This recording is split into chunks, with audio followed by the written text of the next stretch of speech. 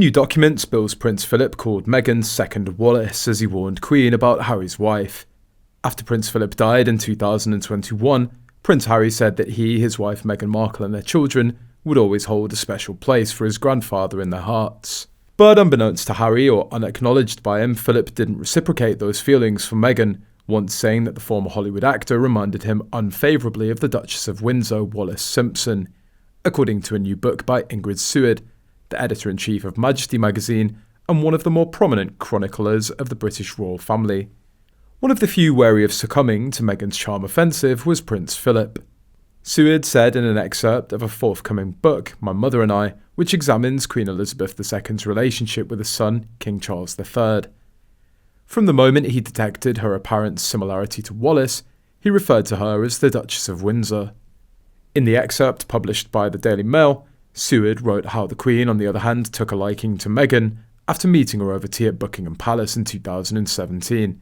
Not only did she like her, she had high hopes for what the American actress might be able to achieve with Harry for the youth of the Commonwealth, Seward wrote. But while the Queen championed Harry's American girlfriend, her husband warned her to be cautious. It was uncanny, he told her, how much Meghan reminded him of the Duchess of Windsor. The Duke of Edinburgh wasn't just referring to the fact that Meghan and Wallis Simpson were glamorous, American divorcees with long dark hair. His barbed remarks suggested that Meghan, like Simpson, could be a disruptive force in the royal family. Elizabeth's uncle, King Edward VIII, later the Duke of Windsor, abdicated the throne in 1936 because he fell madly in love with the twice-divorced socialite and wanted to marry her, but couldn't because he was head of the Church of England, which forbade people from remarrying in the church if their ex-spouses were still alive. Edward's younger brother, Elizabeth's father, felt duty-bound to ascend to the throne, a job that he didn't think he was suited for. The Queen's mother always regarded Simpson as the wicked enchantress who forced her husband into a high-stress position that led to his early death, Seward said.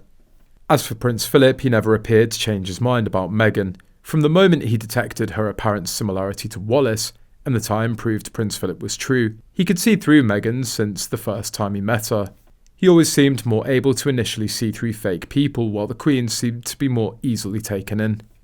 Queen Elizabeth II never voiced a true opinion about Harry's wife except to her closest confidants, such as Lady Elizabeth Anson, or Lisa, as she was known to her friends. A cousin of the Queen, she used to speak on the telephone to the monarch on a daily basis. Lady Elizabeth told me that the Queen had made only one remark to her about Meghan and Harry's wedding, which was that the bride's Givenchy wedding gown was too white. In the monarch's view, it wasn't appropriate for a divorcee getting remarried in church to look quite so flamboyantly virginal. But the Queen ordered MI5 to investigate Meghan's past after Prince Philip's suggestion. The palace then covered up her profiles because of Harry. Finally, the Queen called Meghan evil in her last years. Philip also saw through Harry, which is why we never hear anything about him from Harry. Harry did end up selling the antique guns Prince Philip left him, because Markle told him to.